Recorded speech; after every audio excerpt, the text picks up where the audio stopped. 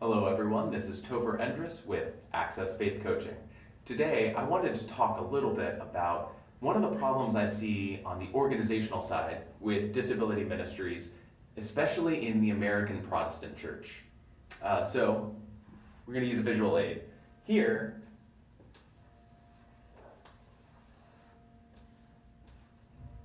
our church. All right, so all churches have to have boundaries around what they can and can't do, right? A homeless shelter has a very specific purpose. A food pantry, a school, they all serve very particular purposes. Now the church can play a role in each of them, and often does, but ultimately a church has to decide what functions they can play and what functions they can't. So everything within this, we're going to call the function of the church. This would be where all of the ministry happens. So we might see something like a children's wing over here. You can see it's kind of got a dotted line. You might have a women's ministry. We'll go with a circle over here.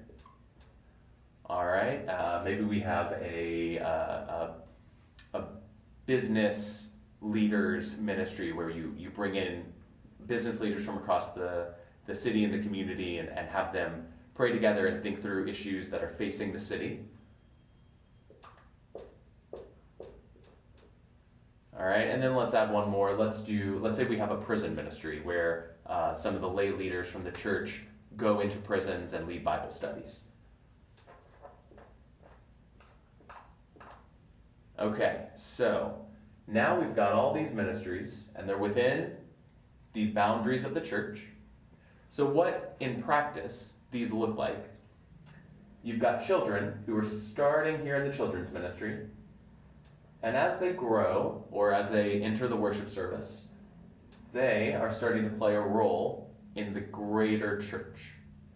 Likewise, families that are visiting or new families, they're entering through the doors into the main service, and then chances are you're going to connect them with the appropriate ministries, so then they come from the main service into the children's ministry.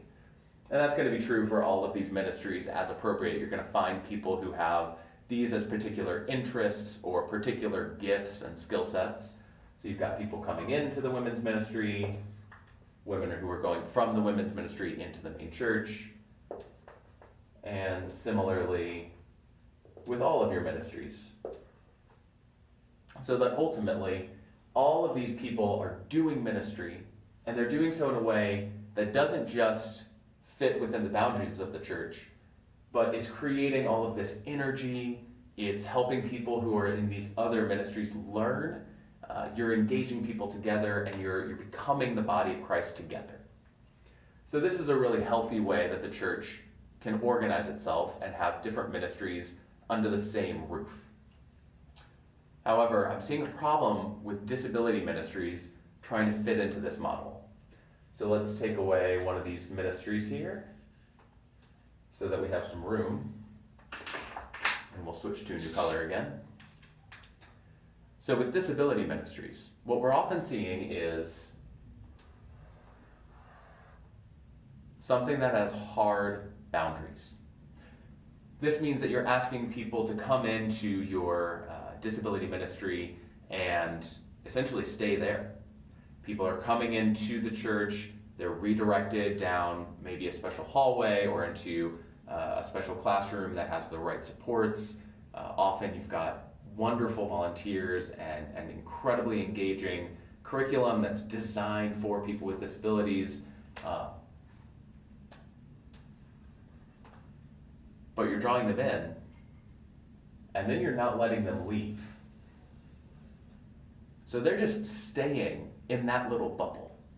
Now the people who are allowed to leave are your volunteers, they are your parents, they're the people who are the staff that would be leading those ministries.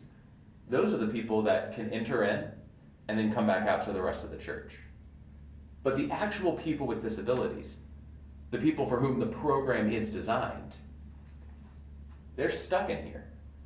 And we often don't have any way of letting them move freely into this whole space, which means we're really not inviting them into the life of the church. We're inviting them into the life of the disability ministry. So, here's what I want us to think about instead.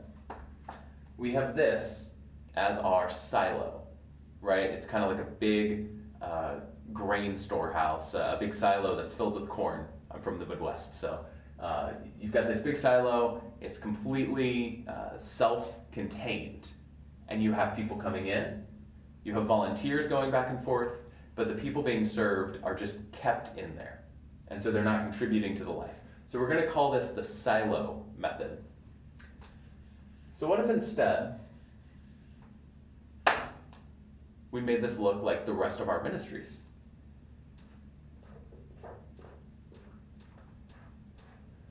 That means this ministry has to have porous boundaries. It has to be permeable. You have to not just let people in, but you also have to let people out. I'll draw that one again. Right? So instead of just coming in and staying there and learning and getting the great support and the proper supports and the curriculum and accommodations and everything that you have in there that is designed with them in mind, rather than stay there, we have to, as a church, allow them the space and freedom to come back to the main group, to play a crucial role within the main body of the church, so that they aren't just here in a silo, but they're spreading out and allowing the things that they learn in their class and allowing the faith that they're cultivating in that disability ministry to spread out amongst the rest of the church so that they can be teaching and expanding what the church is doing. So under this model, let's call it the launching pad model. Under this, they're coming into that launching pad, they're learning, they're engaging, they're developing their faith lives, they're cultivating their gifts, and as a result, they're going not just to the main body, but they're going into the women's ministry, they're going into that prison ministry, maybe they're going into the business ministry we talked about, maybe they're serving in your nursery or in your children's program. Now all of a sudden, you've got these arrows going everywhere. You've got this energy in your church because people are being engaged, they're being met where they are, they're being supported, and then they're being sent. And I don't know if your church has a process for discerning gifts, if you have surveys that you take or tests that you take, or if you meet with a pastor and they develop conversation and learn about who you are and then invite you to serve in different roles. But I want to encourage us to not believe that these are the only boxes that we have for service within the church. I want us to really remember that the body of Christ is open and that it is developing new needs and new gifts all the time. That people with disabilities, people with Down syndrome, autistic people who have Angelman syndrome or Fragile X, people with learning disabilities, people who are blind, people who use wheelchairs, all of these people who are in our churches and might not be given the tools to find their own gifts. I'm telling you that there are places for them to serve, whether or not we have boxes that can be easily checked off or not.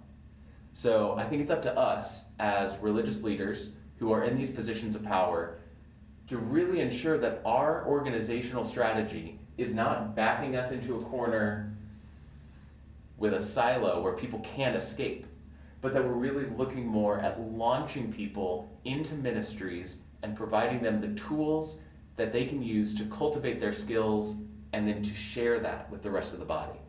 And here's what happens when we do that.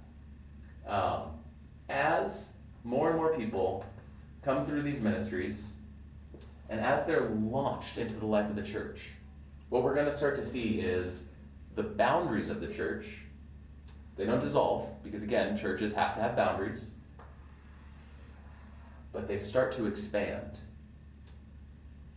And the church doesn't necessarily grow membership-wise, but it does grow in terms of what it can be serving and what in the community it can be addressing. So the more opportunity we have for people in our churches to come together, to share that energy, to learn together, and to worship together, the wider the walls of the church are going to get. And I think that's part of who we're called to be as Christians. As a church, we gather together to worship, and then we're sent to go out into the community to take the good news of the gospel out. And that can look like, sharing that directly with people, but it can also look like doing good works and serving our communities. It can look like helping people get off the streets and ending poverty and homelessness. It can look like providing job opportunities for people who are coming out of prison and don't have the same opportunities that a lot of us had going into the job market. It can look like homeless shelters or schools or all of these programs. But unless we have the energy in worship, unless we're inviting people with all kinds of different skill sets into our community practice and our worship, the body doesn't expand to include those community needs. So I want to encourage all of us, if you are in a disability ministry, think about, is it siloed? Are you bringing people in and leaving them there? Or is it a launching pad? Are you asking people to go out into the life of the church? And if you don't have a disability ministry, I want to challenge you to think about what that might look like. What organizational strategies can you develop that are going to not back you into a corner, but are going to eventually lead to the expansion of the church? I think this is one of the most important conversations that your staff is going to have over the next 5 years, because people with disabilities have wanted to be included in our churches for a long, long time. And we're starting to see a bigger push for those people who want to be included. They're not going to wait anymore. They're just going to push their way in. And I'll tell you one thing, families with disabilities have been fighting for so many different needs over the whole course of their lives. Educational needs, access needs, government needs, money issues. They've faced it all. They are not afraid to take that challenge into the church. So we as leaders need to honor their struggle. We need to honor what they've gone through already. And we need to be the one place that they don't need to struggle. We need to be the one place that says, we see you and we trust that you have something to offer.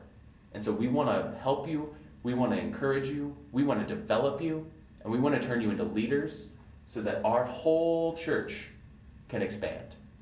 So as a disability minister, please reach out to me. Let me know if you think that there's any organizational strategy that has worked well for you. If there's any policy that you guys have put in place that could be helpful for other churches, I'd love to share it and amplify it for you.